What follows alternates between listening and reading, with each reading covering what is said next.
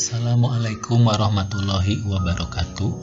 Sahabat-sahabat yang beriman, dalam video ini akan mengisahkan tentang lukisan perjamuan terakhir karya Leonardo da Vinci. Ternyata dalam Al-Quran juga ada tentang kisah tersebut. Mari kita saksikan apakah ada perbedaannya antara lukisan tersebut dengan apa yang termasuk dalam Al-Quran.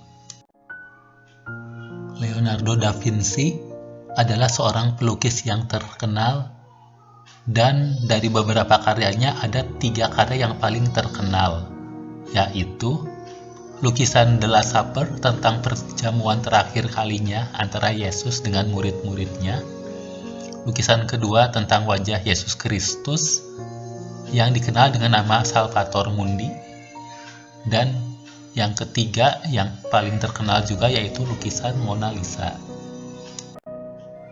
Lukisan perjamuan terakhir dilukis oleh Leonardo da Vinci, seorang artis Italia yang terkenal. Lukisan ini dibuat selama 7 tahun dan menggambarkan 12 muridnya serta Yesus sendiri yang sedang mengadakan perjamuan terakhir. Mereka ini dilukis berdasarkan model orang-orang yang hidup. Pertama-tama Da Vinci memilih untuk melukis Kristus. Karena ini merupakan proyek yang serius dari raja, Da Vinci pun melakukan observasi. Pertama-tama, ia mengamati ratusan anak muda untuk mencari pola wajah dan kepribadian yang cocok, tidak terlalu tercemar oleh dosa. Setelah berminggu-minggu, akhirnya ada seorang model yang cocok dengan penggambaran Yesus. Dia merupakan seorang anak muda berusia 19 tahun yang memiliki wajah polos dan tidak tercemar dosa. Selama 6 bulan, Da Vinci melukis karakter ini dengan serius. Selama 6 tahun, Da Vinci melanjutkan pekerjaannya, satu demi satu. Dia mencari tokoh-tokoh yang tepat untuk dilukis sebagai perlambang ke-11 muridnya. Akhirnya, tinggal tokoh Yudas Iskariot sebagai tahap akhir dari mahakaryanya, yang merupakan murid yang mengkhianati Yesus. Selama berminggu-minggu, Da Vinci mencari orang berwajah keras, bertampang penipu, dan suka mengkhianati teman sendiri. Akhirnya dia menemukan sesosok pria di penjara bawah tanah di Roma. Orang tersebut dijatuhi hukuman mati sebagai seorang penjahat dan pembunuh. Ketika Da Vinci melihatnya dalam kegelapan bawah tanah, dia melihat pria yang tak terurus, berewokan, dan rambutnya yang tidak disisir, menutupi raut mukanya. Seraut wajah yang melukiskan sifat yang sangat kejam dan bejat. Inilah sosok yang dapat mewakili karakter Yudas dalam lukisan, pikir Da Vinci. Atas seizin raja, tahanan ini dibawa ke Milan untuk dilukis.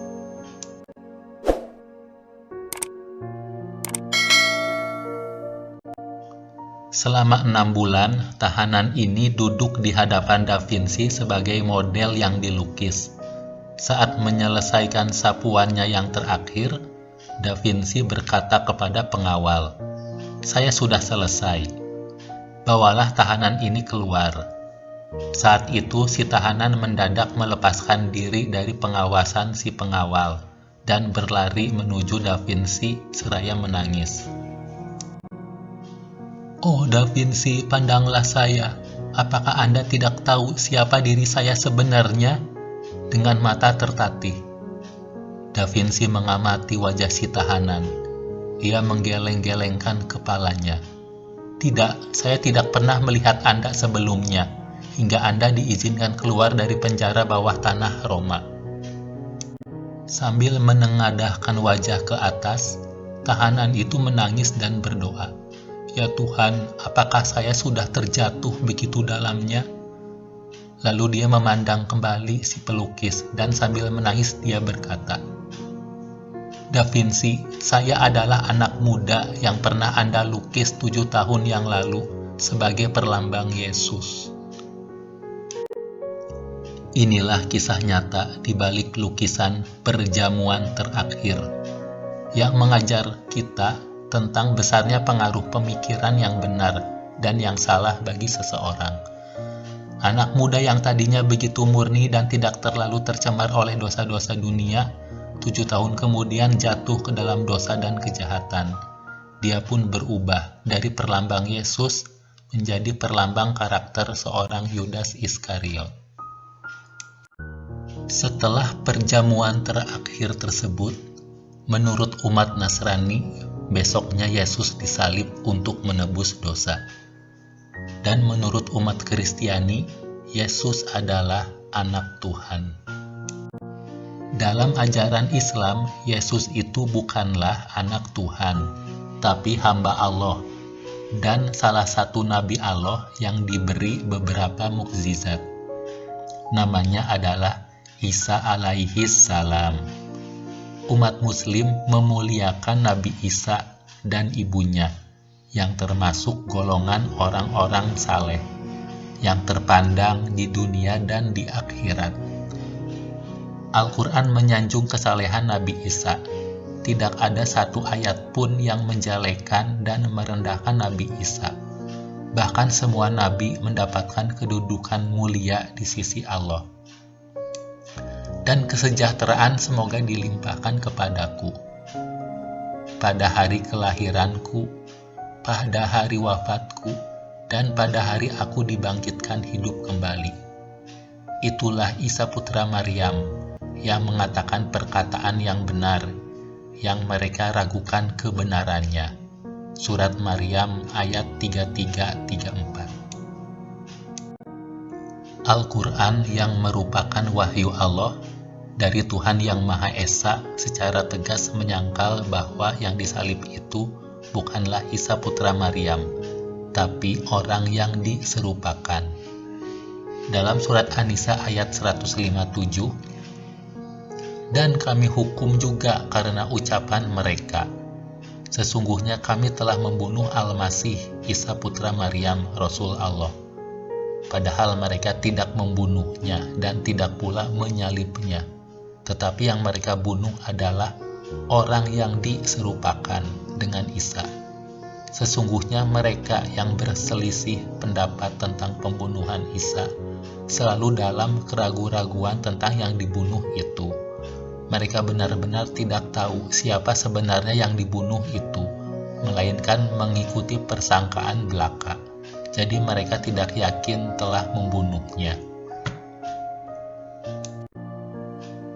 Kejahatan orang-orang Yahudi yaitu selain melakukan percobaan pembunuhan kepada Nabi Isa, orang-orang Yahudi juga berupaya membunuh Nabi Zakaria dan Yahya.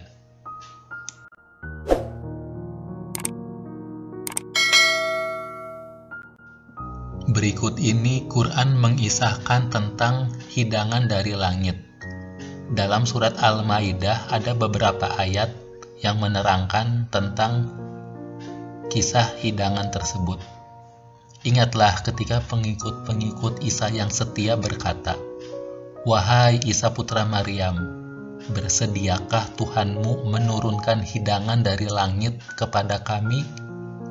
Isa menjawab, "Bertakwalah kepada Allah jika kamu orang-orang beriman." Lalu dalam ayat berikutnya mereka berkata, "Kami ingin memakan hidangan itu agar tentram hati kami, dan agar kami yakin bahwa Engkau telah berkata benar kepada kami, dan kami menjadi orang-orang yang menyaksikan hidangan itu." Setelah mukjizat-mukjizat terdahulu diperlihatkan kepada pengikut-pengikut Nabi Isa, ternyata hal itu belum membuat pengikutnya benar-benar yakin dan benar-benar mantap akan kerasulan Isa alaihissalam. Lalu dalam ayat 114, Nabi Isa putra Maryam berdoa, "Ya Tuhan kami, turunkanlah kepada kami hidangan dari langit, yang hari turunnya akan menjadi hari raya bagi kami, yaitu bagi orang-orang yang sekarang bersama kami maupun yang datang setelah kami, dan menjadi tanda bagi kekuasaan Engkau. Berilah kami rizki, dan Engkaulah sebaik-baik pemberi rizki. Dalam ayat 115, Allah mengabulkan permintaan Nabi Isa. Allah berfirman, "Sungguh, aku akan menurunkan hidangan itu kepadamu.